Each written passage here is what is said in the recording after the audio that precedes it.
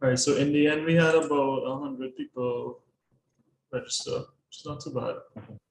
How do you know if it's just students or if it's like random people? Plenty parents. Okay. But it would, I mean, it could have random people, but maybe. But in any case, we put this online for YouTube for anybody to see. Okay. So in a sense, it's open, which I like actually, because I think this stuff shouldn't just be for CIC boys. You know, there's so much good stuff in here for everybody.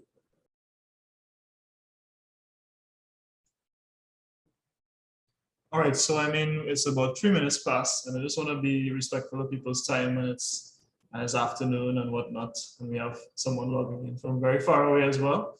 So I think we can get going. I just want to see if by chance the principal is on as yet, or if not, if I could please put Mrs. Mohammed on the spot to give us the opening prayer as is typical, if that's all right. Oh, no problem.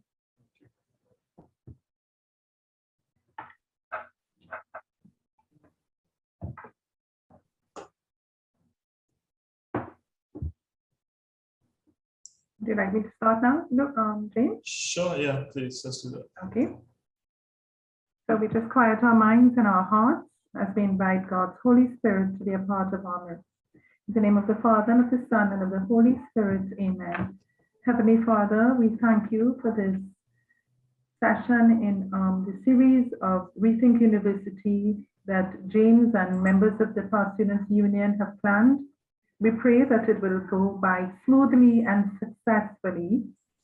And we thank God that our graduates are able to come and share with us this afternoon from such distinguished universities. We pray, Lord, that you will continue to bless them, bless their efforts, bless their successes, and help us all to gain from this experience that we're going to have this afternoon. Amen. In the name of the Father, and of the Son, and of the Holy Spirit. Amen. So welcome, everybody.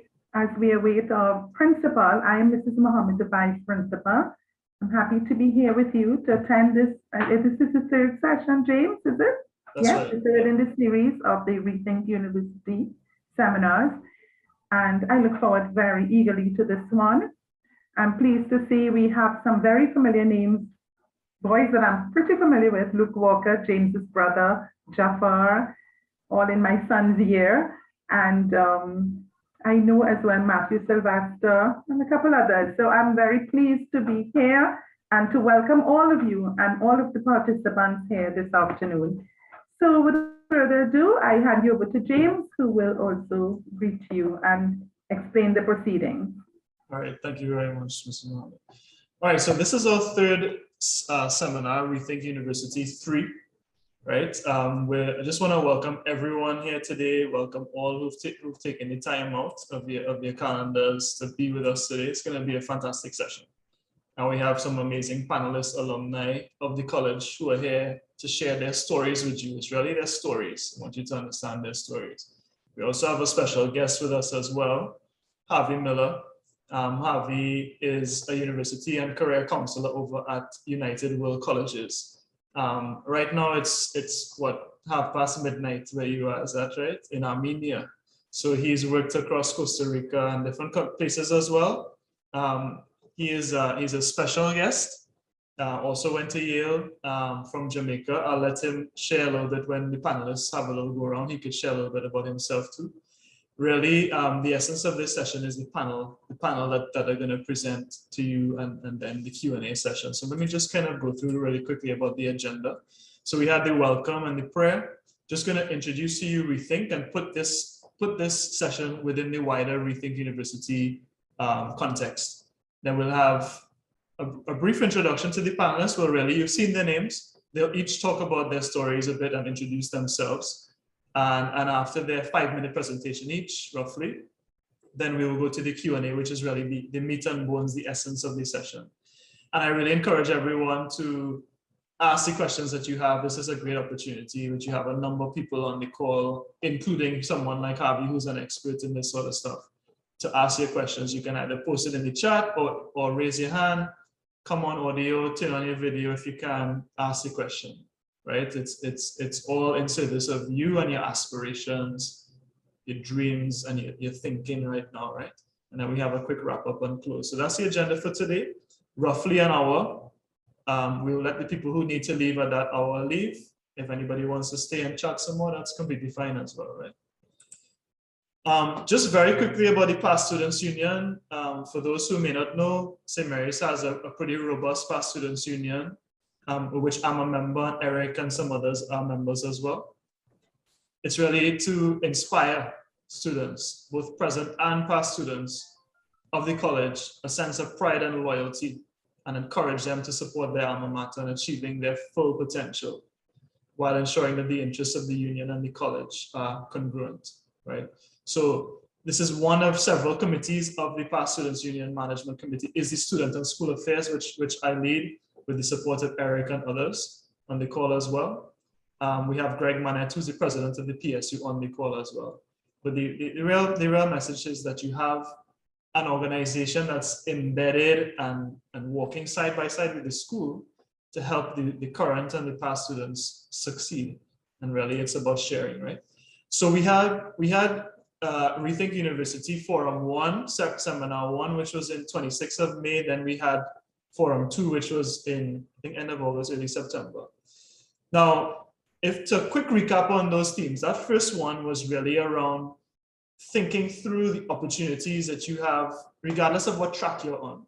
So we focus on guys who they studied business in CIC and then they went on to be engineers, or they were in sciences and they went on to be lawyers. And we showed you examples that just because you are on a particular quote unquote track, because you know Trinidadian education system focus you a bit too early, because you're on one track doesn't guide the rest of your life. You can think big, and it's going to take some steps, and they described how to do that, right?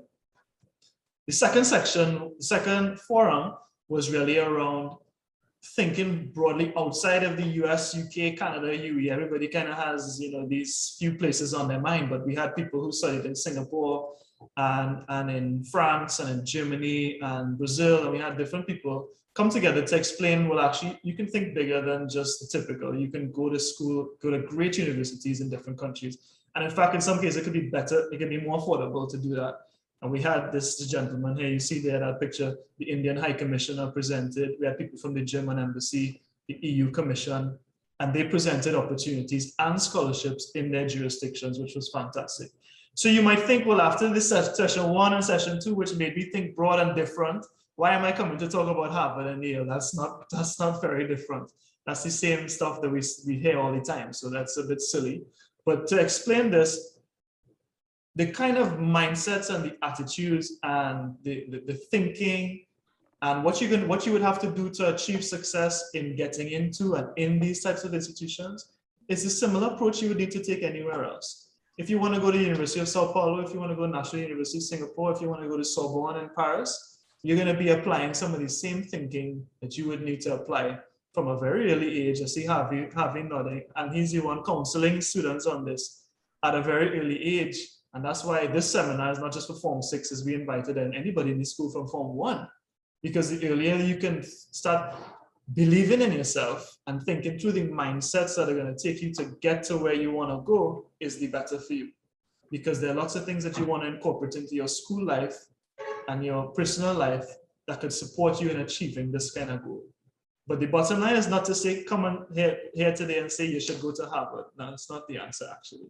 Because the best school for you might be something else. So it might be in India, it might be India Institute of Technology, like we said last time. It might be somewhere completely different. But it's more around, we want to give you examples of people who have gone before you from CIC, who have actually been able to achieve the dreams that they had for some of these universities, and just explain their story about how they got there. And then you could challenge them a little bit and ask them questions about what it took and what it meant for them as well. Okay. So we have folks on the line today. As I mentioned, we have Matthew Sylvester, who attended UPenn. I think Matthew did a bachelor's and a master's there as well. Luke Walker, who's my brother, he's at Harvard now, and Berklee College of Music. Dane Mahias was a good friend of mine, and we were in class together in CIC, who went to Yale, and then other medical stuff that he'll explain afterwards. Jafar, who's currently at Princeton. Harvey, who I mentioned, who is with us, also at Yale, and now calling in from Armenia in the middle of the night. We really appreciate that. and Eric, who I'm going to hand over to shortly, who is your moderator, who also would have attended Princeton, right? Now, before we jump into the session, a quick plug, and I'm going to put this in the chat, the links to register for the follow-on sessions to this, which are very important, and I really encourage you to join these 2 other sessions. We are not going to talk about the tactical aspects of getting into these schools now. We're not going to talk about how best to write your essay. We're not going to talk about the verbal versus the maths on the SATs. We're not going to that. We're not talking about that. We're not coaching you on an SAT right now. But actually, we have 2 follow-on sessions that will get tactical like that. You have Paige Gillette, who founded and has run Ivy Edge, placed something like 500 students in fantastic universities. She's going to come and give a masterclass in the application. And then we have another session by Samuel Frank, who's a friend of Eric's, who's a tutor. This is his bread and butter, cracking standardized tests. So the SATs are key for the US schools, although now one could argue maybe that's being reduced in weight and importance, right? Harvey shaking his head again, but it's still a good practice in understanding the structure of standardized tests. And so therefore, Samuel Frank is going to come and do that. That's the next session. So I'm going to post the links for you to register for those 2 in the chat. Please do so before you leave the call today. Of course, you will also get this information from your deans and your parent groups and the principal, etc., etc. So that's just a little plug for 2 more sessions that are linked to this series 2 that are going to support you in your applications and in your standardized testing that is required for some, not all schools, but that may be required for some of the schools you're going to be looking at. All right. So now I'm just going to hand over to Eric as moderator and the panelists who could introduce themselves and share with you their stories. Thanks for that. Thanks for that, James. So happy to have all of you join us. I think this is a really great program. This is my first time being on the PSU, helping with these kinds of things. So I want to put a shout out to James for putting this together. When I went to school, there was a guy, he was in first year at Sea Scouts. I was in 6th, and he came the year, he took like some time off, came back to school and told us, hey, you guys should apply to these schools. It's super easy. And I credit him specifically for everything that happened to me after, because I didn't think about that. And we're kind of hoping that you guys have a similar experience where by hearing people, particularly people who were recently left, so you may not know their names, but you recognize their faces, like, I remember you, we used to play football in the small yard or the big yard. I don't even know if CSC has those things.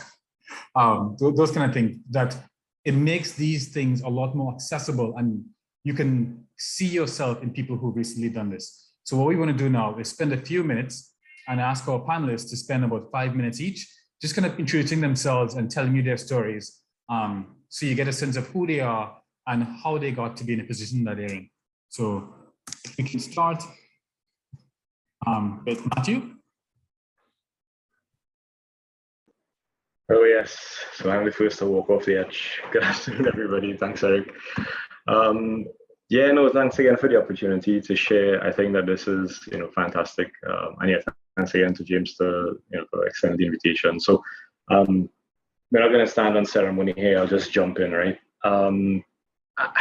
I don't think my story is extremely unique in the sense that, I don't feel like any sort of, superstar, brilliant student who made it and that sort of thing. I think for the beginning of my story was just pretty much, staying disciplined and fighting. So to be honest with you, I grew up in Diamond Vale, went to Rosary Boys. My dad was a teacher in St. Joseph's Convent teaching maths. Some of you, the older guys may have known him. Miss Mohammed taught me French in 118, if I remember correctly. Buck taught me in 119, right? So, we all went through similar experiences, got into 2-9, et cetera, right? Made it to be a school prefect, got to A-levels at maths, food and maths and physics. Really liked physics. Everything else was just hard. But my dad was a maths teacher, so, it was sort of like ingrained in me, to fight and kind of make it happen for myself. But along the way, you get involved in other things, right? So I really love playing football. I think Eric was also in 6th General Sea Scouts. I was in 6th General Sea Scouts. My brother was in 1600 Sea Scouts. James was in 1600 Sea Scouts, if I'm not mistaken. So, it's all stuff that, and you'll see a common trend here, right? People have come before you and have gone through the school and done a whole lot of stuff that you guys have done as well, right? And, we made it into excellent schools, but it's not because of any sort of unique brilliance, right? It's just because of a lot of discipline and fighting and some luck, right? So saying that, I would say that throughout St. Mary's, I did have a lot of really good mentors. I had Father Mendez, who was very supportive, throughout the process, especially when I became a prefect. Like, we had a strong relationship. But what that kind of led to, all the fighting and so on, I did win an additional scholar, which helped. I don't know how much money you get now for additional scholarships, but to be fair, back then it really wasn't that much money. The open school was sort of like the main prize, right? But still, the additional school did help. And coming out of that, I took a year off from school. Now, each person is different, right?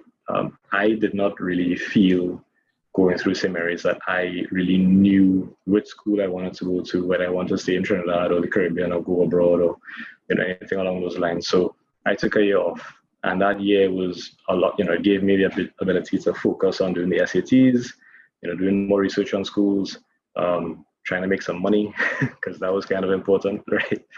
And then that would help with funding any applications to wherever I would have wanted to go, right? And I think at the time, most of the applications were due in December.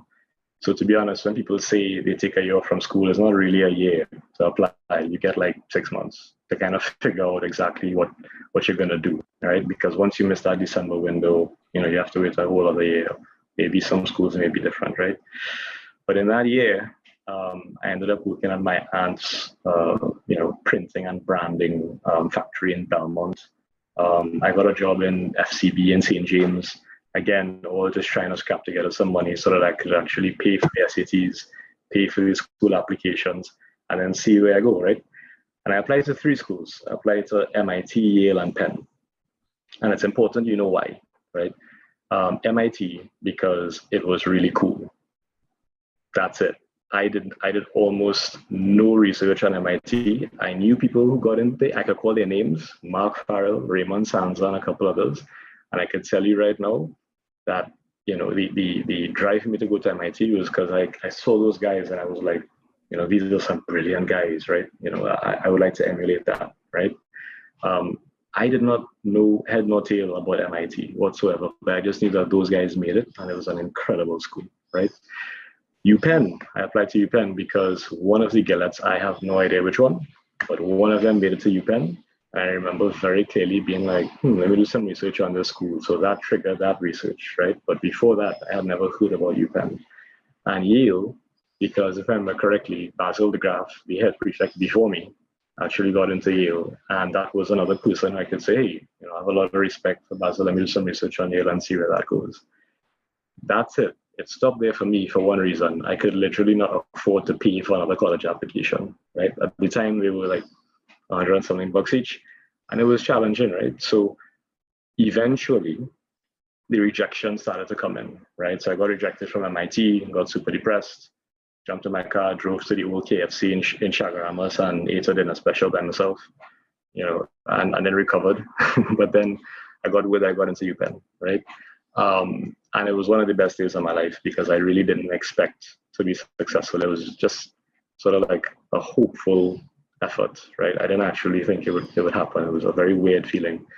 But then life kind of took off from there. And just to close off, the part about Yale, definitely got rejected from Yale as well, right? But we can talk about it a bit more because, again, it's a numbers game, right? Depending on how many schools you apply to and so on. So we could cover that a bit later.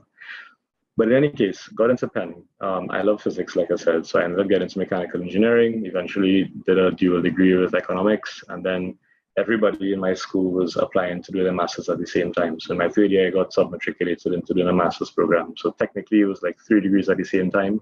Do not do that. You will not enjoy school. It will not be fun. Highly advise against doing that if you can. But it wasn't easy. Right, school was quite difficult, and it was difficult financially. The scholarship was definitely not enough money. But what I would say is that the school, when I did get accepted, offered me a financial aid package, and that financial aid package basically covered most of the other things. So where I struggled is I didn't have any spending money. So because of that, I had to get jobs working in the library. I ended up getting a couple of internships in investment banks that would kind of give me money to keep me going for the next year, right? So it wasn't easy. Studying in an Ivy League school and trying to work 2 or 3 jobs is not a fun experience, but it toughens you up and it kind of prepares you for some real world elements that you'll have to deal with later on, right? And at the time, it was over 40 grand per year to go to my university. So it was extremely, difficult. Like there was no money left at the end of the day, right? And my parents literally contributed nothing to it because they didn't have it, right? So where all of this goes to is I had amazing opportunities. So at Penn, I met from all over the world. I met some guy whose uncle created Hotmail. I met some other guy who used to study with Stephen Hawking. I met people from all over. It was insane, right? And it really broadened my mind to what we could do. And again, I'm talking about a guy who grew up in Diamond Vale. It's kind of far-fetched to think that I had the opportunity to study for a semester in Hong Kong. I got to travel to Beijing, China, Thailand.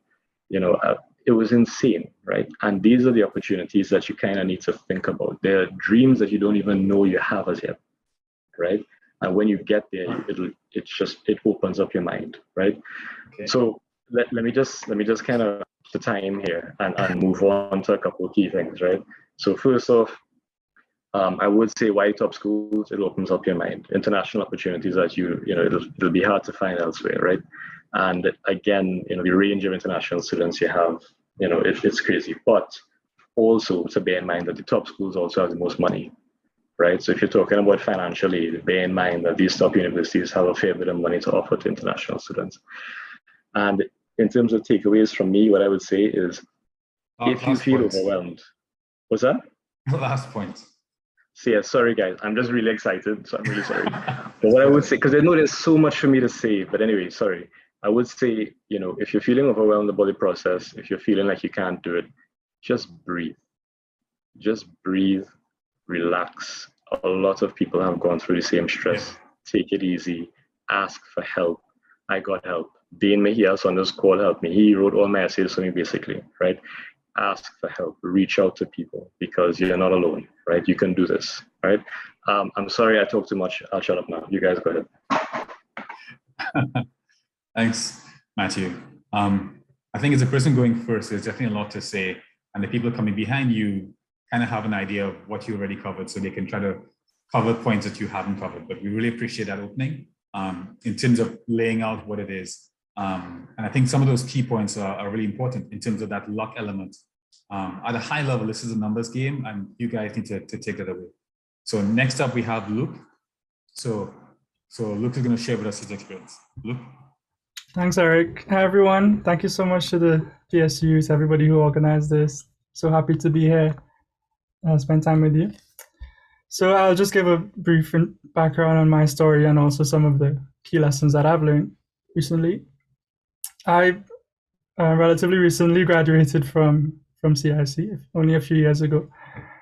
And there I was a student of math and science, but I always had a passion for music as well. But I wasn't sure what I wanted to do, similar to Matthew. I even wasn't very organized in Form 6, so I ended up taking a gap year. And in that gap year, I was teaching private lessons, also taught at convent for a bit, but also used that time to do more research into different programs. And I realized that there are quite a number of programs around the world where there are excellent music schools, music conservatories that pair up with excellent universities and provide joint degrees in both institutions. So the one I go to is obviously Harvard University pairing up with Berklee College of Music. There's one at Yale, there's one at Juilliard and Columbia, there's one in London with Royal College of Music and Imperial College. Basically, a lot of universities are recognizing that people who are musically oriented also have other interests. So I thought this was a perfect program for me. And so I applied to that. And yeah, I didn't really imagine that I could get in, I guess, at first. And it was such a great joy to find out that I did.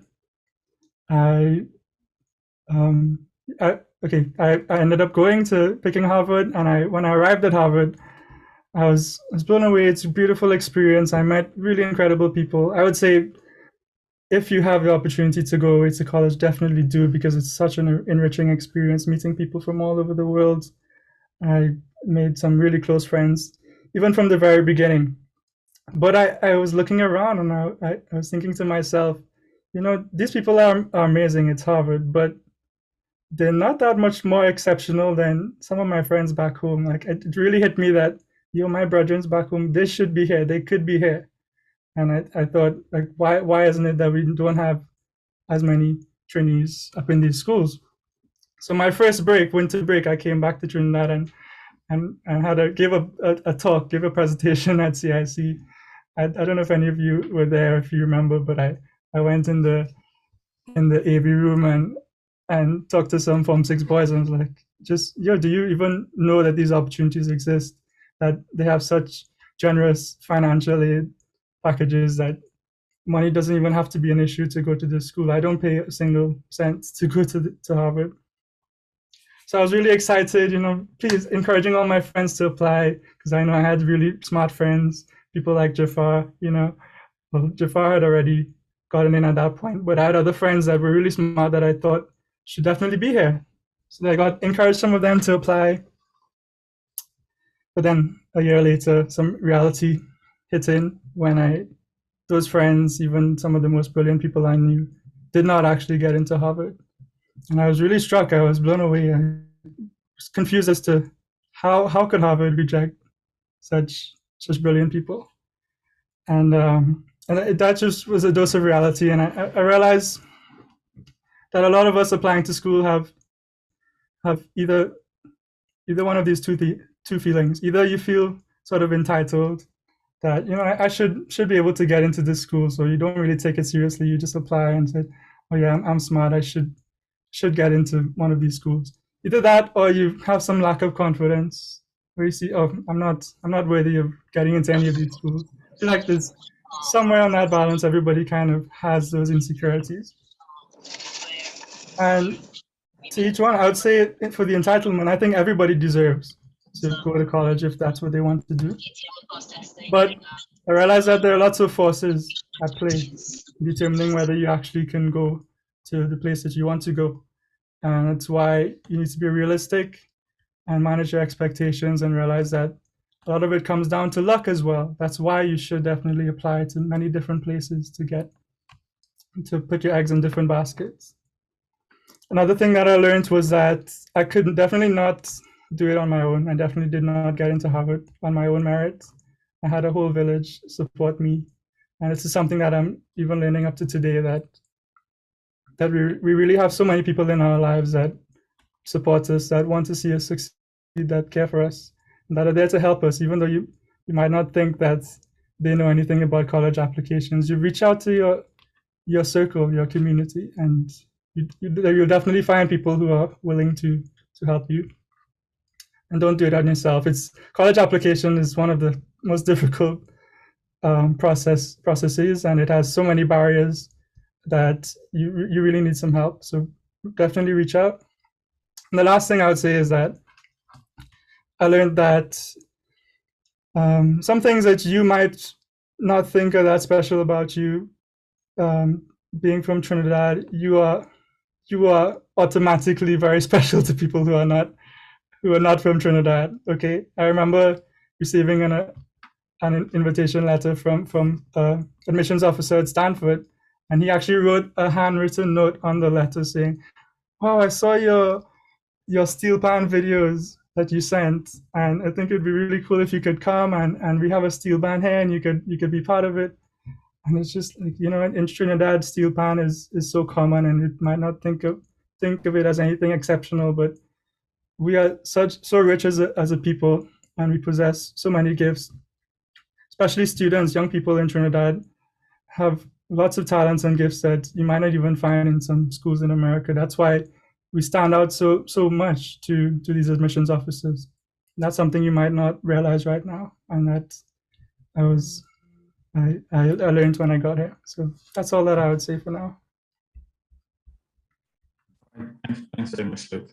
So I have to say though, I definitely remember those moments many, many years ago, in terms of feeling entitled and then recognizing that going to CIC, you go to school with so many smart people. Many of your friends could be here, and then feeling that sense of, wow, I'm so lucky when you recognize that. Even though, yes, we're all smart, and CIC, once you leave CIC, you realize how smart your colleagues are at CIC, because we're all there vying, trying to come first. Someone gets 99, 99.9, 99.8. It's ridiculous. But when you go there, you realize that it's definitely a numbers game. And I want to make sure all of you who are on this call recognize that aspect of it, and that we want to make sure that you understand that and that you apply. And we'll give you guys some tips in terms of how to do that. So for the next few minutes, we have Dane Mahias, who will give us his story. So, Dane? Yes. Can you hear me okay? Yeah, one of the weird things is with this pandemic, I've not had to use Zoom very much. So this is me figuring out how to use this whole thing. Secondly, is this Harvey that I know? This Harvey, Harvard, that I worked in the chem lab with? I did not even realize that. Oh, okay, I just have to say that. Actually, I didn't know that I knew Harvey so well. Anyway, my name is Dane Mahias. Dr. Dane Mahias, so everybody get it right. I'm just kidding. I'd get a kick out of seeing you right out, the doctor there. So, I'm a pediatrician. So yeah, I graduated the same year as James. James and I went to school from kindergarten through college, I guess, when he came to Yale for a bit. Yeah, anyway, so my story is this. So yeah, I was at Yale for undergrad. I stayed at Yale for med school. I went to Seattle Children's Hospital. That's where I did my pediatrics training. That's where I am now. So I'll have to go to work in a little bit, actually. But yeah, my story is a little different, I guess. I have to be honest. I'm going to be real. I came to this with a certain amount of arrogance. Hey, we got into CIC. We're all doing well, and yeah, I'll be real. I mean, I did well, right? Like I got good grades. The SAT was good. SAT 2, everything was looking beautiful. So I was writing my essays. I thought this will work out great until I got rejected by everywhere, save one school, which is Williams College in Massachusetts. So that's why I went for freshman year. And it was only there that I applied for transfer to go to Yale. Now the transfer rate's supposed to be, or the acceptance rate's supposed to be a lot smaller for transfer than acceptance. You'd think if I didn't get in the first time, what's the odds that they're going to take me as a transfer student? Well, surprise, it worked out. It worked out. And I think that just goes to show that it's a very subjective thing, you have your grades that are concrete, but when it comes to an admissions committee looking at these applications, they're sort of building up a mental picture of who would make a good student at their school. And I'm the same person, didn't work one year and I worked the other. So, it just goes to show that there's a little more than, it doesn't reflect on you as a person or your abilities. It's just the way that the cookie crumbled. The second thing I'd say is that, after my experiences, I have to say it's no joke, man. There's tons of qualified applicants everywhere. So I want all of you guys, of course, to go to these fantastic schools. But realistically, it's not going to work out that way, unfortunately. And that's okay. That's okay. Like comparing the freshman year I had at Williams to my time at Yale, it's a little different because when you come in as a freshman, everybody's getting to know each other. There's sort of a developmental phase that I missed out at Yale since I spent that year at Williams. But I enjoyed it a lot. Like looking at the two, I could have spent 4 years at Williams. I think my education would have been as fantastic. I actually think I would have had a close relationship with the students in a sense and the faculty there because it was a small school. That was the thing about Williams. It was 2,000 people in the middle of nowhere in Massachusetts. So you'd go over to professors' houses for dinner and stuff. And at Yale, them Nobel Prize winners, probably not as keen on having you come over and line with them. So there's a difference, but it's good, like there's multiple good options out there. And the highest heights are achievable, but even if that's not where you end up, you're still gonna have a fantastic life, career is gonna work out, All right, I'm gonna cut it off there since I think we've been a little verbose. No. I was just giving you a heads up. You still have some time. Please continue. Well, maybe I'll just say maybe I'll just say one other thing then, because a question that would be salient is, well, why did it work the second time? How could I apply the first time? Well, yes, I think the biggest difference that I made was I sort of took a step back from the application, and I kind of just kept that in mind, that I was trying to tell a story, like a complete arc of who I was as an applicant. So yeah, like the first time my essay was complete garbage. I had all this existential angst on how do I represent myself as a person and my values. Felt all that away. I think the best thing to do is write about a passion that you have, something that you have some experience in, that you've put work into, something you can write about. And it's great if you can tie it into the future. So this application that I wrote for transfer was a really silly essay that I wrote about tutoring at all the elementary schools at Williams. But I just wrote about how I enjoyed working with kids. I thought I might want to do pediatrics one day. At Yale's a child developmental center, so I was able to tie into some of the strengths at Yale. And hey, it worked out. All right. Thanks very much, Dave. So I think that's a really important story in terms of, particularly in your case, in terms of having not gotten in 1 year and then getting in the next year. I'm a bit surprised by some of the stories I'm hearing in terms of the cost of applications. When I applied, well, we were ridiculously poor. This was before the gas boom. So I remember Matthew Sylvester's issues about even the application fee was ridiculously expensive. But in my time, there was some program where you could ask them to waive your application. And I did that on a lot of them. And I applied to like a bajillion places. I don't even remember some of them. There was something called Common Application, which I think Harvey will speak to in a bit. And I just checked the boxes and applied to a bunch of schools. And while I got into a great school and I touted when I go for job interviews, it really was just a numbers game. But last but not least, in terms of our students, we have Jafar. So Jafar is going to give us a bit of his story in terms of how things are going.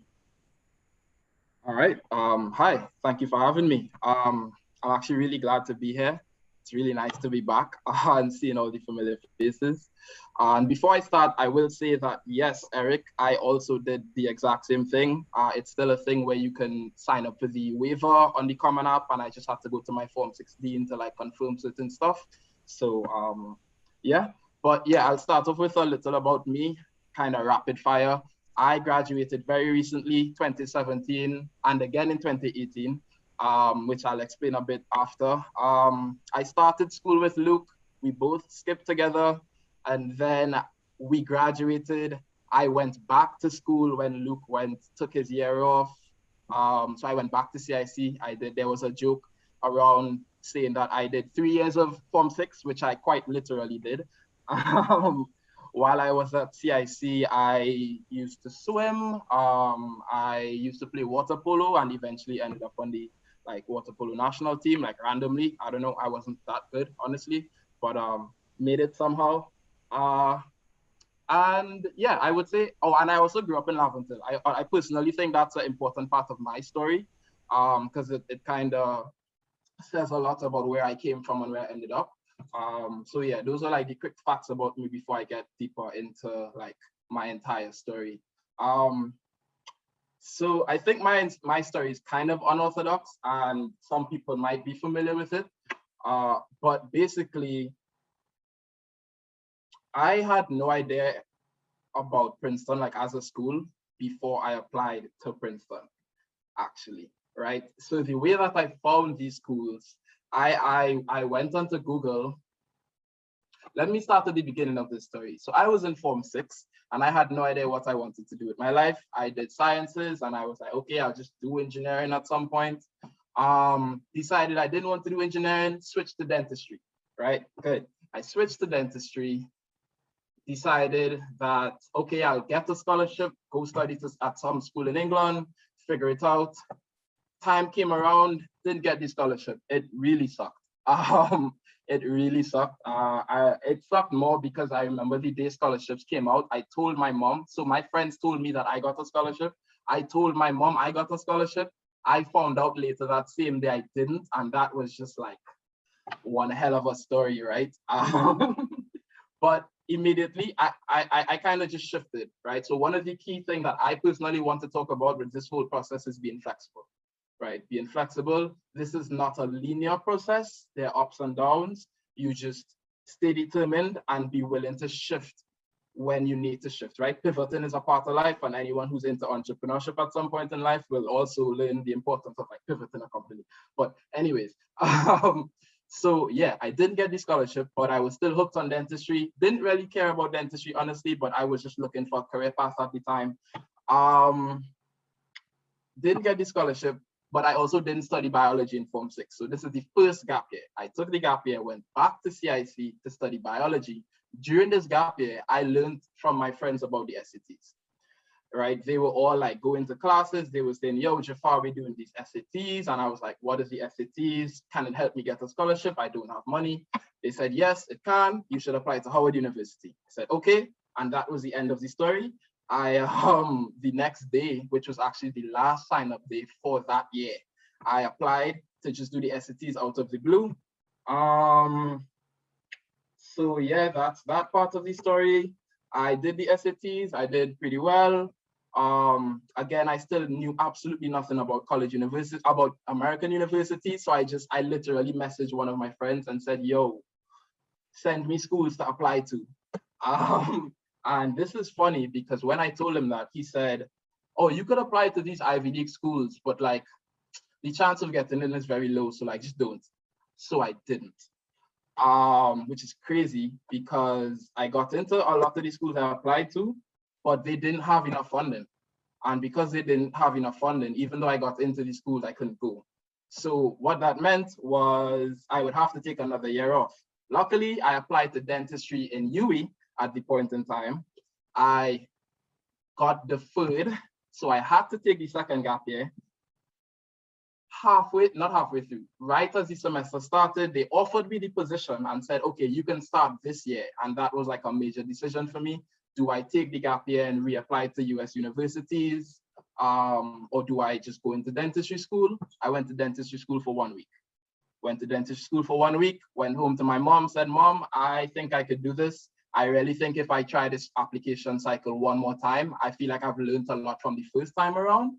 And I want to take this year off again. And I know that's like a stressful thing for parents to hear.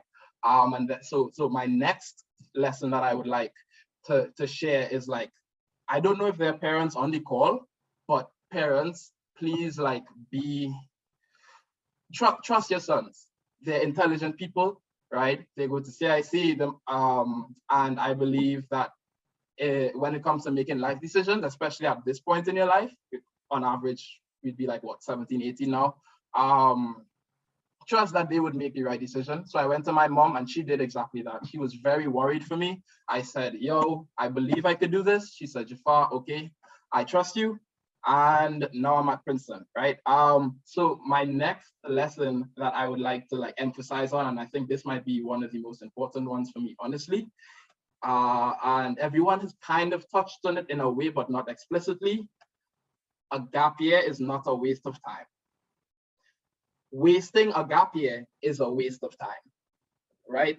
A gap year is very useful. You could use it to make your applications like better. During one of my gap years, I shadowed 2 dentists. I taught lessons. I sold popcorn. I worked taxi. I studied to be an EMT. Like I got qualified to be an EMT during one of my gap years. I just did a ton of stuff during my gap years. And I know a lot of people are like, oh, I feel like I'll fall behind in life and stuff like that. I am here right now. I am on average maybe 2 years older than the average student, and I don't feel like I've been left behind. I have a lot of time still, and I just feel like the PR that gap years get is bad, but it should be way better, right? Let me see. Is there anything? Last thing that I think is important. Last point. Yeah, this is my last point for sure. Just to emphasize the numbers game, right? It's important to emphasize the numbers game. Everybody mentioned it. I applied to a ton of schools, right? I was looking for funding. My key thing was funding. I found Princeton was one of the schools that gave the most funding to international students. MIT is also on that list. Harvard is on that list. Yale is on that list. Columbia is on that list. You have a ton of schools on that list, Stanford, etc., etc.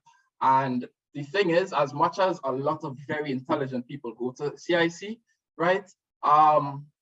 A lot of intelligent applicants are applying, right? And it's very difficult for the applications committees to like pinpoint you in this sea of very intelligent people, honestly. But if you do it, if you really play the numbers game statistically, right, you have a much stronger chance. I got rejected from MIT. I got rejected from Harvard, but I didn't try for that application, but that's a different story.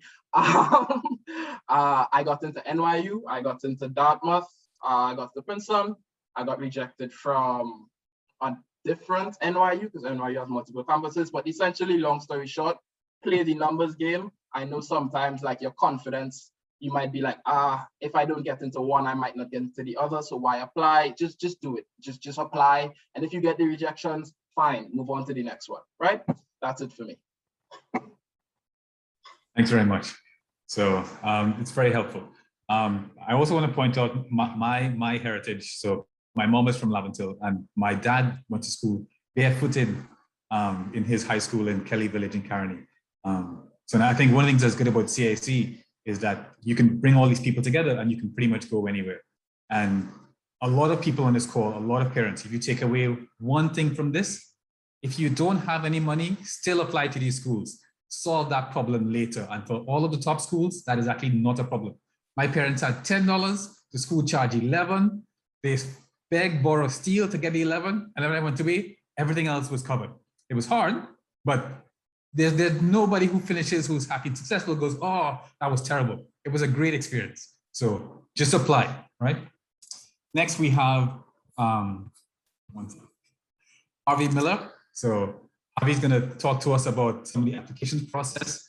He's part of a guidance counselor. So the American school system has more explicit guidance counselors where this is actually profession and skills. And we want to give him some time to talk to us about this process. So Harvey. All right. Hello, everyone. My name is Harvey. It is so weird to see Dane. I think I haven't seen him since 2007, almost 15 years. It's pretty wild. And there was mention of Basil de Graaf. I also knew him. It's weird that even at these universities, the communities can be quite small. But I'll just kind of quickly a 1 minute kind of tale about kind of who I am. So my name is Harvey. I am a college counselor, university counselor at UWC in Armenia. I've also worked at the UWC in Costa Rica. UWC, there are 18 schools around the world, usually the IB diploma program. A little bit about me. So I am from Jamaica, so not too far away from where you guys are. Similar story to pretty much many of the panelists here. Went to like a pretty, good public school in Jamaica, did all of my high schooling there.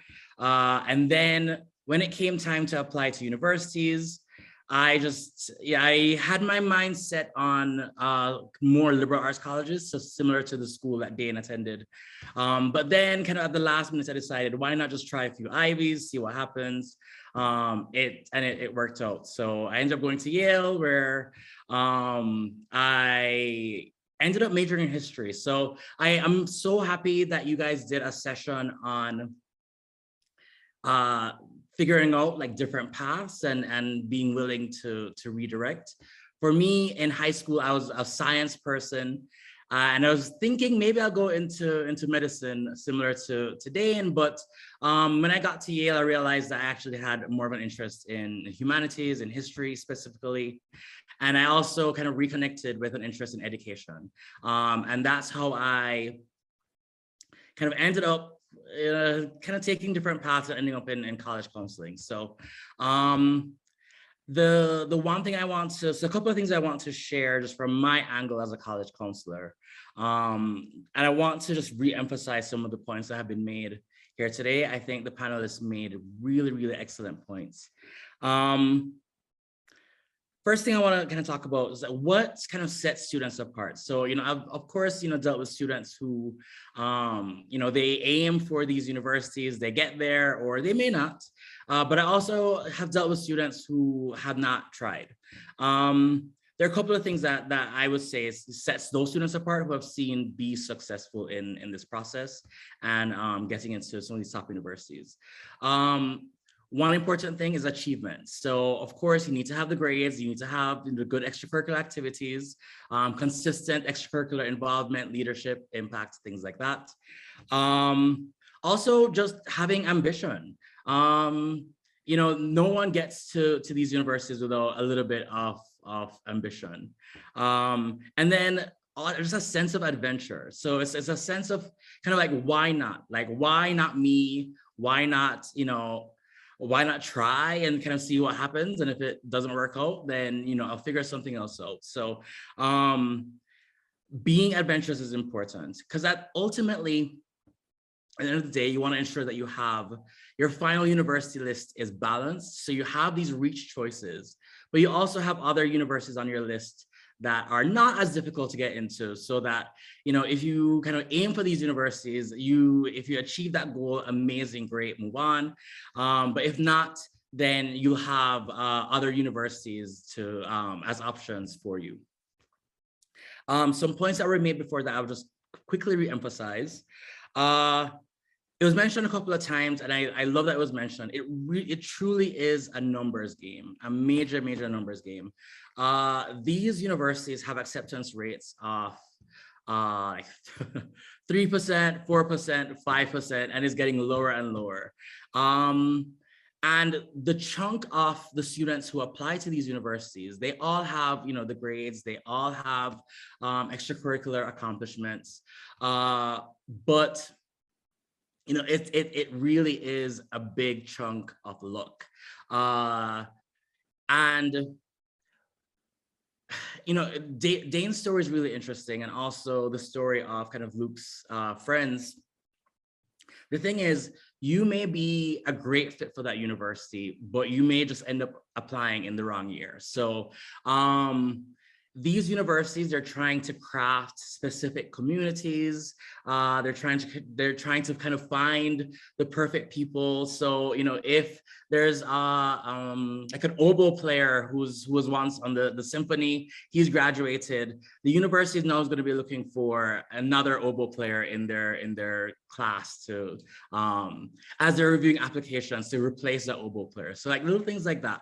So you may be a great fit in the year that you apply, and you know, that just kind of works out. It could just end up that, you know, you're just not the fit that they're looking for in that specific year that you apply. So one of the things I tell my students is, if you are not accepted to these universities, it is not a reflection of your abilities, of who you are. It is difficult. The numbers are not, they're not great. And just know that many students who apply to these places have great achievements as well, but these universities only have, you know, a few spots. But that said, it's absolutely still worth trying. Couple of other things that were mentioned, these universities are super well resourced. So you may find that actually these universities are the ones that are going to give you the best financial aid. So absolutely, if you're worried about money, stop worrying. These are the places that will give you really amazing scholarships. Couple of things. So fit is important. So I mentioned before, kind of, you know, you may be a perfect fit for that university in that year, you may not be, but also these universities may be a great fit for you, but also they may not be a great fit for you. So, you know, you have Williams, for instance, which is an amazing top small liberal arts college. That experience may be one that you may find is a better fit for you than an Ivy League school, but that's where you would just kind of need to do that work over the next few years, kind of looking at these schools and looking at them closely and seeing, you know, do you really think that these universities are a fit for you? And if they are, then that will help you. That will only help you in that process. So as Dane mentioned, you know, even in his transfer application, he wrote about his interest in working with children and that connection to the university. So in his essays, he communicated that he is a good fit for this university, and this university is a good fit for him, and you know, it worked out. So that's just kind of wanted to share that. And if you know, if there are any questions in the Q&A, you know, happy to answer that, any that may come up. Okay. Thanks very much for that, Harvey. All right, so I've been doing a terrible job moderating. These stories are just so rich and so exciting. I've heard some of them myself before, but a lot of them I hadn't known. So I was a bit involved. I hope you parents and students can forgive us for being a bit late. I think some of the the panel may have to leave, and we understand and appreciate that. But what we want to do now is open it up to your questions. So if you don't mind, if you could turn on your camera and your microphone when you ask the questions. But we're very keen to answer some of your questions. This is your opportunity to speak to actual human beings who understand where you're coming from, who understand your scenario, to give you a real life understanding of what the process was, and any of those, the crazy question you think is dumb, you don't want to ask anywhere else. We want you guys to ask it here because someone else has that question. So if you guys can just raise your hand or type your question in the chat for us.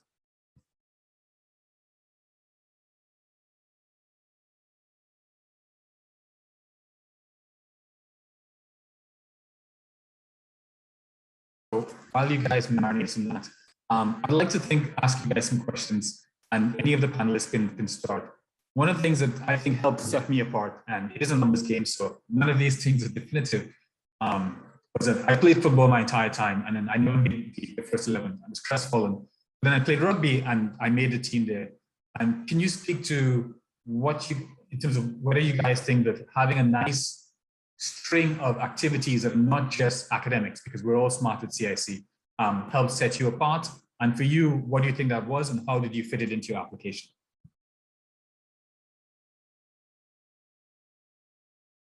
Anyone can take it. Jafar, why don't you go? You can start. I think I'll go. So I can speak to that for sure because so I played water polo for CIC for like 3 years, I think. And because it's such a niche sport, I was able to end up on the national team, like I mentioned before, because I personally don't think I was that good. But Princeton has a water polo team, right? And water polo isn't like a super popular sport. So kind of relating to what Harvey was mentioning earlier with like, maybe like there was an oboe player who left. Like, I wouldn't doubt that there was like a random water polo player who just left Princeton and they were like, oh, we kind of need a very smart water polo player to like jump in this place. And that's where I think the extracurriculars really are very important. And not just that, one thing I'd like to emphasize is that, yes, a lot of intelligent people apply to these schools, but also they want to know that you have a life like outside of just academics. Like that's very important, because if you get swamped by academics all the time and like you don't do things outside, when you reach into like these type of like high stakes situations, I wouldn't say high stakes, but like when you have intense classes, right? Mm-hmm. High stress. Yeah, right. That's what I meant. Sorry. High stress situations. They want to know that you have something else that you can go to, outside of like your academics for like de-stressing and stuff like that. So yeah. I see Harvey nodding his head vociferously there for a bit. Harvey, do you have something that you might want to add?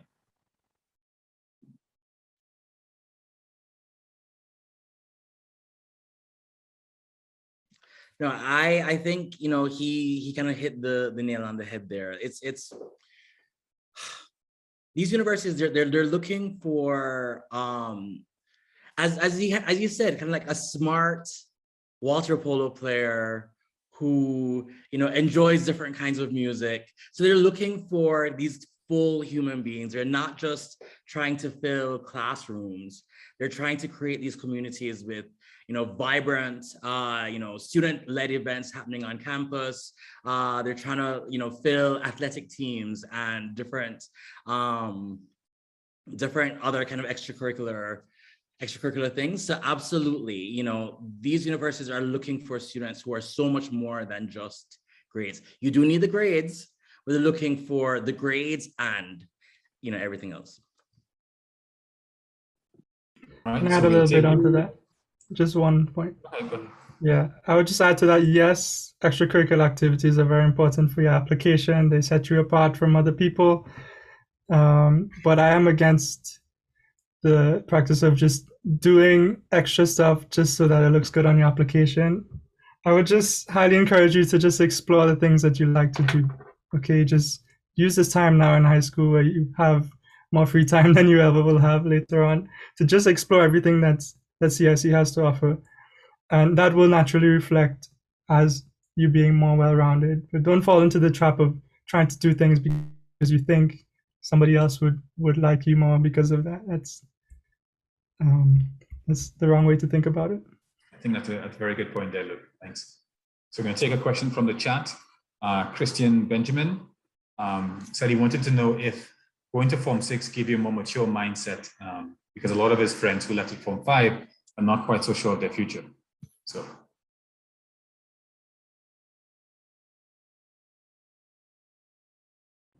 That's an interesting question. I hadn't thought about it, but I think I definitely needed the time in Form 6 personally, especially after skipping, because I think after Form 5 would have been, what, 15 or so?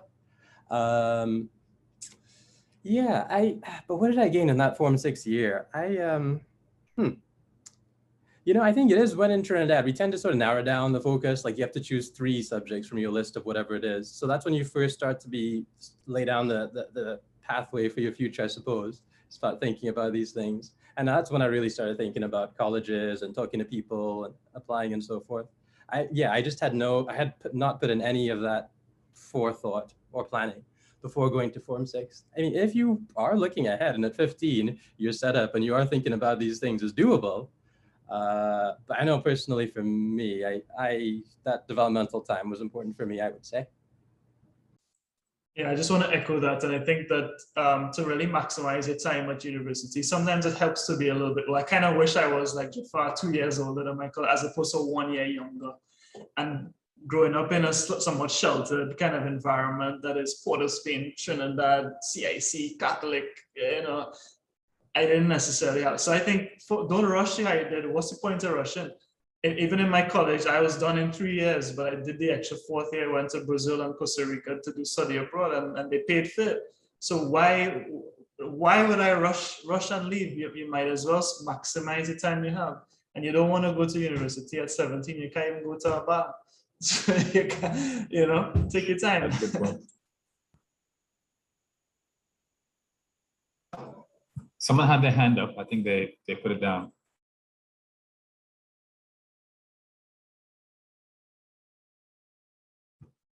So one of the questions I have to me was, is it necessary for sports to be part of your extracurricular activities? So I think the answer is obviously no. So that's an easy one. Anyone wants to elaborate on that? Well, yeah, I think probably my application was a good example because the one I did for Yale for the transfer, yeah, I think the only sporting thing I wrote about was Taekwondo because I used to like that. So I wrote a little bit about that. But yeah, most of my focus was sort of, it was actually just an anecdote about me going to this tutoring thing. But yeah, and thinking about what I'd want to be if I want to do medicine, pediatrics, and so forth. So yeah, it was an interest that I had, but it wasn't necessarily an extracurricular, discrete activity. And I think that that's important too. Like there are things that you may join. So let's say you join a club, because Luke brought up a good point that, you know, that you can kind of tell when you see a list of activities, I don't know, in the applications it comes across, if these are all things that you're just listing out to join them, or if they're things that you actually feel passionate about. And I think one of the big ways that comes across is, well, the most visible thing is if you have a position of leadership in your whatever it is, then yeah, you've been doing this for a while. But secondly, the essay is a great place to write about it and why it's a passion for you and what it is that it means to you.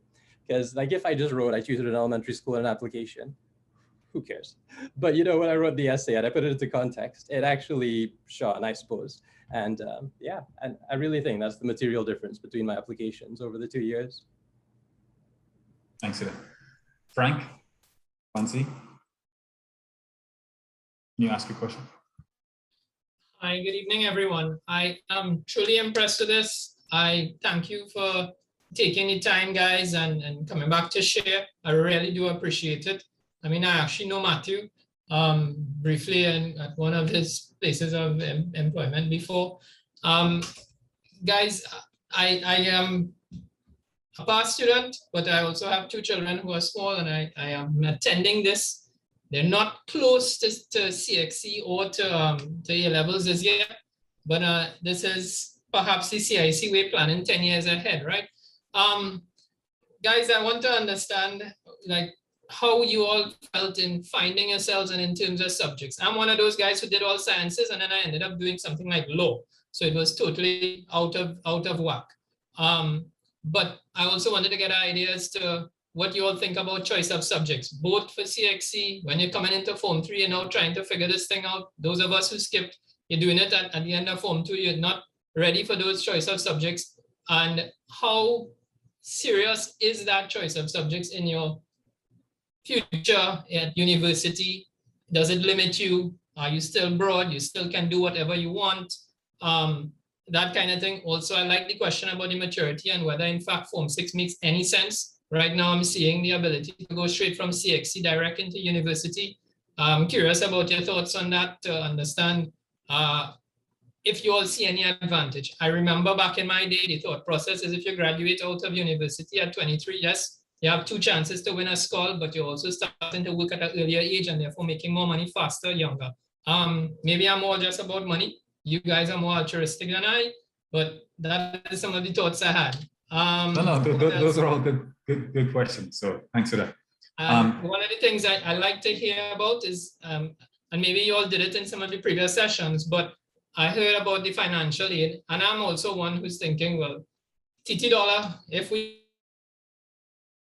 to me to send children away, not everybody can win a scholarship or can get there. So it is if these services or these means are actually available, and how can one access it? Is it just we're searching it online, or is there any secret way to get that? Thank you. Thanks again and well done. Quite all right. It's a lot to that question. So in terms of financial aid, I want to make sure this is very clear to all the parents in the chat. Apply, apply, apply. Money will solve itself later. And for these schools in particular, there are other schools we'll look at, and there are different strategies. Money is not a problem. I want that to be crystal clear. So, but can we have someone speak to the subjects in terms of when you're choosing subjects in Form 3 and Form 6, and perhaps, you know, with the difficulties you guys had in terms of doing SAT2 subjects, the SAT2 exams and things like that? Well, okay, I came off mute. I guess I'll start. So I recall for CXC that I didn't know what I wanted to do. I knew that I liked maths and some sort of physics, I suppose. But, you know, I ended up doing economics, accounting, maths, physics, chemistry. Like it was a kind of all over the place thing. And you would go from economics class to the lab to do some pendulum nonsense, and you know there was no consistency whatsoever, right? And you know you're there with some timer looking at something, and you know you're going to deal with the beaker afterwards in the lab done by Form 6, and you know the truth of the matter is, you know, I personally don't think that you should narrow yourself too early in your life. I think that breadth, for me personally, is important. Now, what that means is later, it's fairly important that you do focus on something. So I think, you know, between what Luke highlighted regarding extracurriculars and just doing something for doing its sake, and it was reinforced. I know Dane made a couple of points in there as well. It's important that you are able to sort of just give yourself a chance to be exposed to something because you might like it, right? But then there's a point when you kind of need to make a decision about what you really need to focus on, because you can't be good at everything. You can't play water polo the same night that you have a football match. It's not going to work. Like you have to make a decision at some point about where your focus is going to rest, right? So I would just say from a CXC perspective, I personally don't think it's actually extremely relevant, save for maybe a subject like bio. But really, once you get into A levels, and it just is what it is with the old English system that I suppose we had. But university is just not the same, particularly in the States. You could go there and you could do Spanish, you know, Latin, and advanced maths and all sorts of stuff in the same semester, right? So, you know, I would just propose, you know, let the students, be broad early. narrowing on something as they progress. But then you do have the opportunity once you get into these top schools to open up a bit more and explore things. I mean, I don't even know if you guys know, you all know what a tabla is, right? That musical instrument. I have people who study tabla in university, like all kind of things people have done, right? Give yourself the chance, right? I do want to point out just one thing that I didn't mention in my story, and I ramble on for ages, so apologies for that. But, you know, on the financial aid point, right? I applied and my parents didn't believe me. They were just like, Matthew, you know, again, trying to be loving, protective parents, right? They were like, we can't afford this, you know, we're applying to this for because we literally have no money. And I remember the specific number, it was 44,000 something per year, right? And I applied and got through, and like I said, had a scholarship, whatever. But I got a letter a couple of months after I applied from Penn that said, we see you applied for financial aid. This has limited, or it will restrict your options, because for international students, we only have a certain pool. So are you really sure you want to apply for financial aid, right? Obviously, I had no choice, so I never responded to the letter. But things are different, right? There's a lot more money floating around now. And I heard that, you know, when I got to school, there was a Swedish lady named Peggy Hanifors. I'll never forget her name, because Peggy had a choice. It was either going to be the Caribbean guy or some guy from some other place in the world. And she sat down and she told me to my face when I got to Penn, I just like your essays. I thought you sounded genuine and authentic, and I liked you. So yeah, I gave the financial aid package to you. So all of my fancy application and years of study and this and that and Sea Scouts and football and this and that came down to a Swedish lady saying she liked me. That is what you need to bear in mind, right? It is that knife edge that you kind of have to take into consideration. It's all important, but you need a little bit of luck at the end of the day. So don't be too hard on yourself throughout the process, right? Cool. Thanks.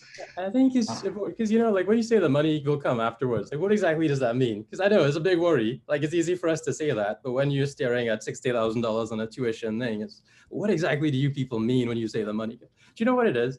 Like when you apply, especially these schools, well, back in my day, they call themselves need blind, meaning they don't care how much money you make. And then when you get in, then they say, all right, how much can you afford? Fine, we'll take care of the rest. And the year I was leaving, Yale actually made it even more generous. So I think if I'd gotten in the year I left, I would have had to pay $0 to attend Yale. $0, man. And the year I left med school, they started giving out iPads. So my timing is poor. But yeah, so that's what it means. And, you know, I even had some people who would tell me stories about how they got into multiple schools and they kind of played them against each other to get money. I thought that was rubbish until med school, because it came down to Yale and Columbia for me. And Columbia was not as generous with the financial aid. Do you know the lady called me? One of the Avengers people called me up, one of the deans. She's like, so what's the story? I hear you're thinking of going to Yale. I said, well, yeah, you know, they give me more money and all that. I said, all right, hold on.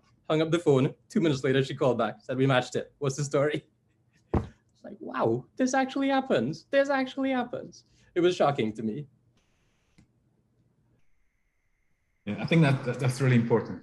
And I think perhaps we didn't explain it as well as we could have. We do have limited time, but for Ivy League schools and elite schools generally, they just brought it up. There's something called need blind acceptance. So that means that in terms of accepting you, a lot of these schools now will accept you without looking at how much money you need. And that's not because they're trying to be generous. They don't want to miss out on you being the next, you know, Mark Zuckerberg and not having gone to their school, even if it's just for a semester. Right, so that's part of it. And when I applied, I got a letter that said, not if you've gotten in, you will never have to leave because you don't have enough money, right? And the schools have different ways they phrase it. Harvard was the pioneer. A lot of schools have a hard time getting people of color, so Black and brown people, to apply because all of their parents have this thing in their mind.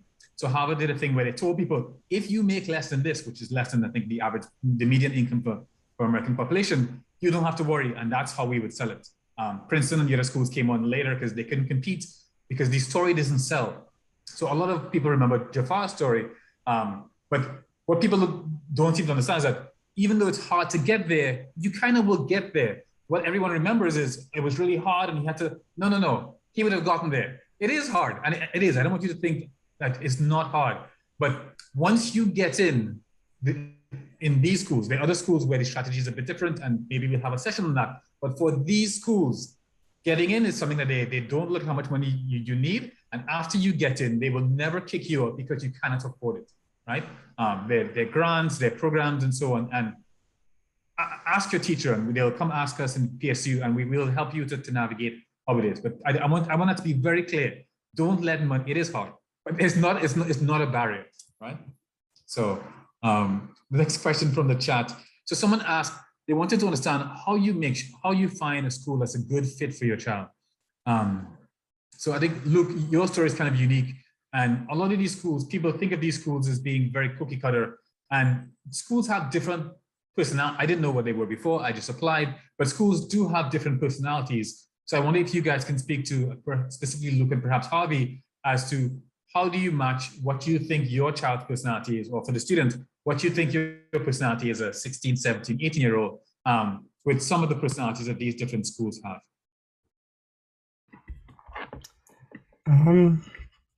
I think it might be difficult for me to answer that because I honestly didn't know that much about each of the schools I had gotten admission letters from. I think there's definitely different cultures between different universities, and it would be good if you could visit the schools, but I know not everybody has the opportunity to do that. I couldn't do that. But definitely try to get in touch with people who have been to those schools if you can.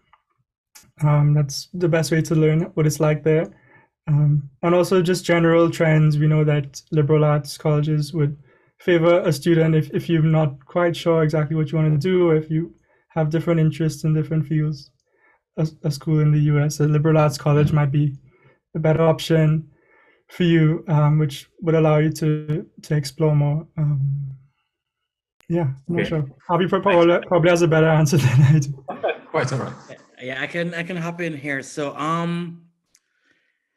yeah, how does one kind of determine like what university can fits your child? I think the first thing is doing a personal evaluation of what I guess your child's personality and what maybe kind of what their personality is, and then you can look at what institutions may kind of fit their personality.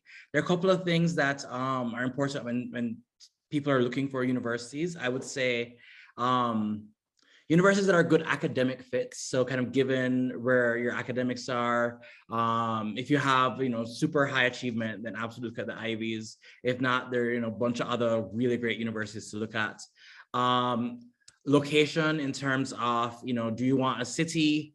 Do you want kind of a more suburban area, more rural area, size of the university? So if a student is a bit more community oriented and loves getting to know their teacher and is kind of driven by that, then maybe they should be going to more of a small liberal arts college. If they're more kind of independent and maybe a bit more outgoing, then maybe it's looking at larger universities. So I think it's doing that assessment, and then in terms of figuring out what each university is like, I would recommend Princeton Review. So princetonreview.com is free. You set up a free account. They actually have little blurbs about each university, and it gives you a sense of what the vibe of the university is. Also, you have sites like Unigo and Niche, which are kind of student review websites. I would say kind of look at them in their entirety. Don't just zero in on one kind of bad review by perhaps a salty student. But they can really give you a good guide of what the university. Can you repeat what those two resources are for me, please? So there's Princeton Review, and then there's also Unigo, UNIGO, and Niche. And they're all online. So I absolutely recommend those sources just to get a sense. And then of course, I think one of the not so terrible things about the pandemic is that universities have moved a lot of content to their websites. So you can find informational sessions done by the university almost weekly. You can attend those. Also, virtual tours, you can attend those, and that will give you a kind of greater sense of what the university is like. Thanks. And now you have us, so you can use that as well. So I'm going to ask Harvey to type those resources in the chat if you can. We're going to have just a few more questions. Yeah, I don't know. Do people just? Oh yeah, I was just going to say, coming into this whole thing, I had no idea what a liberal arts college, what does liberal arts mean in the first place. So I just on the basic level, what I learned is there's sort of like two branches of the higher education in the U.S. Like you have the ones they call universities and ones they call colleges. Or liberal arts, small liberal arts colleges. And so the idea is a university is generally going to be a bigger community. It's going to be a lot more students there. And it includes graduate schools. So you may have things like a med school, a graduate school of arts, of engineering, and so forth. Whereas a liberal arts college is solely an undergraduate degree. So like at Williams, for example, you can get an undergrad degree in things like biology, chemistry, the usual, history, and so forth. But if you wanted to do something a little bit more advanced, like if you wanted to do engineering, say, like if you knew engineering is what you wanted to do, Williams College might actually not be the place because they don't have an engineering specific program since it's a specialized sort of track. However, somewhere like Yale has biomedical engineering and electrical engineering. And so that's one of the differences you can see with the universities. The small liberal arts colleges also tend to promote this idea of learning how to learn. So this idea of breadth, like, it's not that you come out with a specialized engineering degree. The idea is that you come out being able to talk about Chaucer and Plato and history. And yes, I also do have my degree in chemistry. That's sort of the vibe they give off there. But they do tend to be smaller communities. Cool. Thanks for that. Johans? Hi, good evening. It's actually pronounced Johanse. So currently I'm in upper six. So this might be my last year. Not too sure if I might take a gap year or whatever. Right, but I'm listening here and I'm saying, okay, well, maybe financially it might not be much of an issue as I thought it initially was, but in terms of, well, my mindset is still from St. Mary's to university. That's still a very big jump in terms of the level of work and what they have to do. I know I saw Jafar a few times in school doing what he needed to do to get to where he needs to be, right? But like in terms of the whole, like, university life and stuff, is how big of a transition from St. Mary's Form 6 life is that? Because that is one of my biggest really concerns. That's a great question. Dean?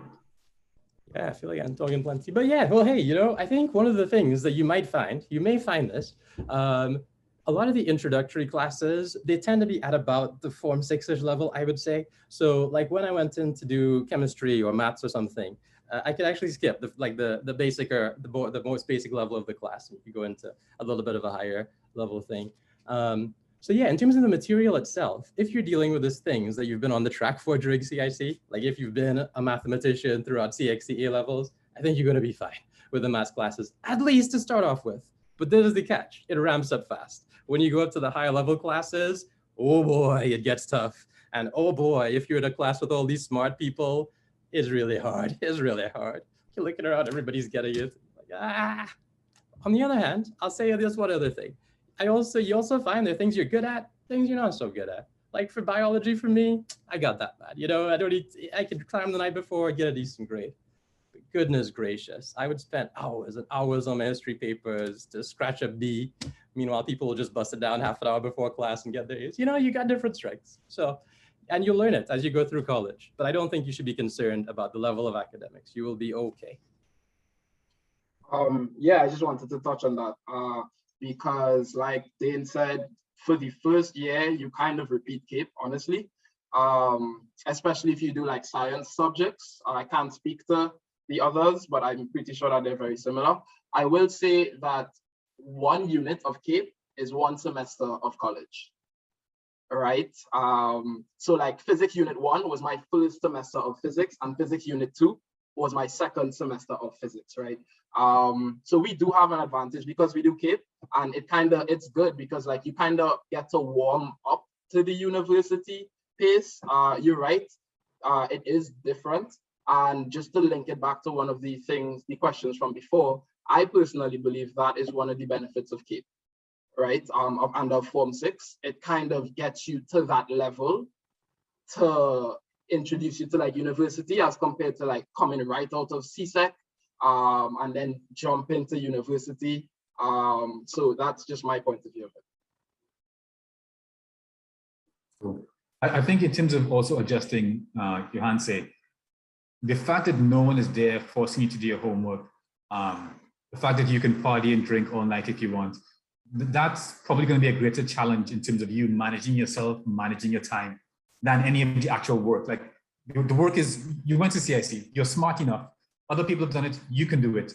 But I've definitely seen people, it happens in HBCUs a lot, where lots of trainees go up there and then we party a little bit too much.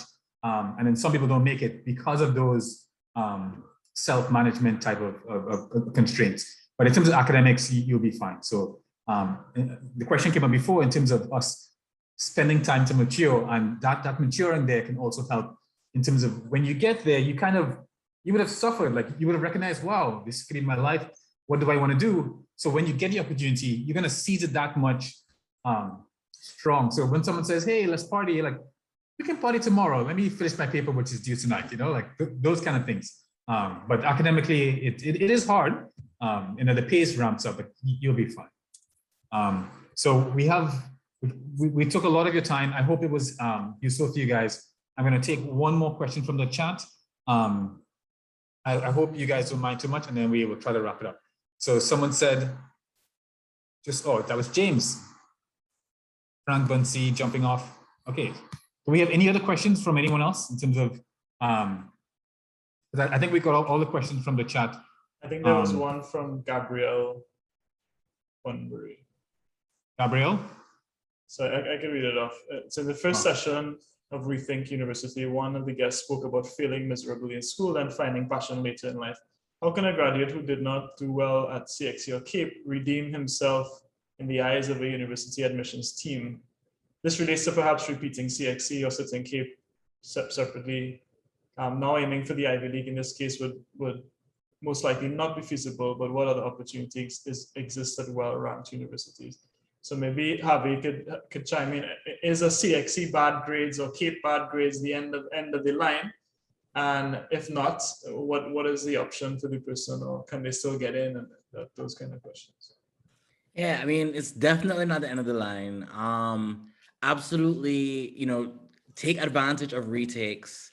Universities actually, one of the things they love is, they love a comeback story. So, they love to see, a positive trend. So, okay, you got knocked down, but, you put in the work, you picked yourself up. And now you're soaring. So it's all about kind of the story that you craft in your application. So there are absolutely, opportunities if a student doesn't do well, but also there are universities in the US, for example, of course, all over the world, but universities that cater or are looking for students at varying levels of achievement. So, of course, we're talking about Ivy League universities now. They're looking for the best grades, but there are a ton of really, really great liberal arts colleges and universities in the US and elsewhere that, they don't need, 4 1s in CAPE. They're fine if you have, 2 2s and 2 3s. There are options out there. So it's just a matter of doing that research, talking to people, and kind of being guided in that way. But there are absolutely options at varying levels of achievement. Eric, do you mind if I chime in here? Oh, sorry, James, go ahead. No, last comment and then we'll wrap up because it's 6 o'clock. Good. Oh God, I get the last comment. Yeah. Oh, no pressure. Sorry, guys. I'll just tell a 30-second story about when I first got into Penn. I met a guy from Singapore, right? And I don't know if this is entirely true, if it's still the case, but what I was told is that there is a requirement for mandatory service in the army, right, in Singapore, right? And he came after his mandatory service. I can say 3 years or something like that, right? So he came in when he was around late 2021, and he got into the engineering school, but he also was able to get into a dual degree program in the water and business school, right? And this guy's story was so interesting. Like now he's actually a comedian online. So in addition to being a graduate of, the top 1 or 2 business schools, undergrad at least, in the US or in the world, he also has an engineering degree in mechanical engineering, and now he's a comedian, right? So my point is that this guy, his story was to come through the army, right? So it wasn't just a scenario where he went to school and came out with grades or whatever. My point is, to what Harvey was saying, it's your story, right? The universities, in my experience, are very much aligned to what Harvey was saying. Yes, the grades matter, but your story is actually probably the most important thing, and owning it and representing yourself in a fair manner where people could really buy into it and really, want you to participate in a community in the university. Because I think at the end of the day, what everybody's looking for is a diverse group of people that has something to offer, has something to add. So in terms of my university experience that I could share with all of you guys and my story and, the stories you've heard so far, work with what you have, right? Develop your own story. If you somebody who enjoys cricket or chess or whatever, that's you, right? That's who you are. Focus on that. Focus on your strengths, and I think you'll be fine. It doesn't, at the end of the day, I mean, right now I work for Shell. I'll be honest with you. I've met people from all over the bloody world. I'll be very frank. The people, it's insane, but it all levels out over time. So whether you go to an Ivy League school or whether you go to another type of school, it levels out over time, right? So you'll find your way. Don't stress over it. But at the end of the day, focus on you and your story, and it'll work out. Can I sneak in with one last point? I wanted to touch on the whole sixth form kind of debate. If we're talking about top universities, Ivy League universities, they're looking for the most students who've done the most rigorous curriculum.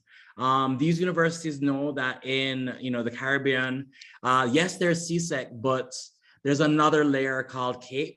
And so they have an expectation that students will be doing CAPE and then applying. So there are universities that will accept students who have just done CSEC, but if we're talking about the caliber of university that we've been talking about this afternoon, then absolutely there's a heavy expectation that students would have done both years of sixth form.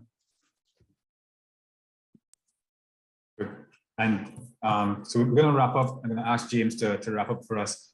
But thanks for that question, James, because I actually missed it. One thing I think you guys should take away from this is don't count yourself out. It's a numbers game. Let them do that. So even if you have bad, still apply. Okay. So I want to thank James for arranging this. James, if you could wrap up for us. All right. So just want to very much thank the panelists and our moderator, and especially Harvey for being up at 2 a.m. in Armenia to address us today with extremely useful insight. I just want to thank the teachers and the staff and the principal of CIC as well, who've been helpful in sharing this event with their students. And of course, parents, because the parents are interested in this kind of topic as well. Please, please, please register for the next 2 sessions. You will see the links in the chat, but also you will get these from your teachers as well. Register for those. And then the final Rethink University is all about financial. So we talked about that today because these universities, but there's more. And we have a financial series that's been kicked off recently in partnership with Guardian Life. For anyone in the school, you go and you get a financial consultation, and then you get automatically entered to win a bursary. $5,000 for each form 5 and 6, $3,000 for every form from 1 to 5. One boy from each form is going to win a scholarship just because they participate in a financial consultation, which helps you build your financial awareness and literacy, even at a young age. Start thinking about savings and start thinking about these things. So just want to encourage you. Thank you all very much. I thought this was a great session, so I really appreciate it. We have the principal with us here, so I'll give the final word to the principal. But again, thank the panelists, and I look forward to seeing you at the next installments. Well, good afternoon, everyone. Sorry to be late. I came straight from one meeting into this, and I couldn't help that. But from the moment I came in till now, I have to be honest. One, it's good to be seeing people leading in these panel discussions. And I can safely say I know all of you all. You all passed through St. Mary's when I was dean or maybe a teacher. And that is really rewarding, because this is what an educator lives for, to see the fruit of their efforts come to fruition. And you all are living testimony to that. And it's really fantastic, your success. And even more so that you have chosen to take time to give to those coming behind you. That is phenomenal. That's what St. Mary's is about. And it tells me that, you know, what we have set about planting the seeds of giving to society and giving back has really been bearing wonderful fruit. I also want to say that I have been in St. Mary's, I have been in education and at St. Mary's 30 plus years, and 90% of what you are shared on is new to me. You know, and I mean, it's such rich information. I only wish that they were more present, but I know this is being recorded, so those who may have missed out on the live version of it can have the opportunity to go back and still gain a lot of insight as they move forward. But this was really phenomenal. And thanks to James, his team, the members of the PSU guys, all of you all. Dane, I mean, I was looking at you and I say, but yes, I remember Dane, a little different, lower here, but I see the face. I see the face, and I remember Eric Hopkins. Is it the second Mr. Eric Hopkins? I didn't see that written there. Yeah, it is the second. You would always correct someone while you were a student, and I said, my God, this is a young man that is proud of his name. Matthew, great to see you. Luke, great to see you as well. It's really nice touching base. Jafar, good to see you. I always remember Jafar and the determination he had coming in school selling popcorn, because he had a dream and he stuck to it. And that is the hallmark of a CIC young man. Excellent. And you have given of your time and talent to making such more of these kinds of success stories for CIC young men to come. Thank you.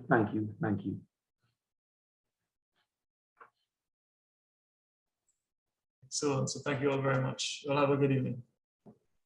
Bye. Thanks, everyone. Yeah, thank you, everybody. Have a good one. Yeah. Good evening.